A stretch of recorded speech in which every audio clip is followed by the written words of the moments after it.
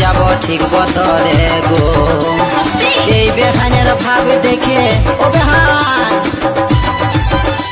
আর এই বেহানের ভাব দেখে কবিরের মাথা ধরেছে।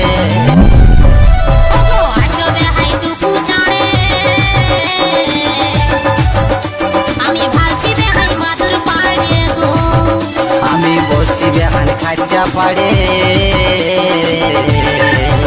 তুমি ঠান্ডা করো খাবার ছাড়ে গো। আরে খাবার পরে বলবো বেহান ও বেহান, আরে খাবার পরে বলবো বেহান খাবার কেমন। রইল বেহান ঘরের ভিতরে, ডাকলাম সারা নাই সারা রাতে রইলি বাহিরে।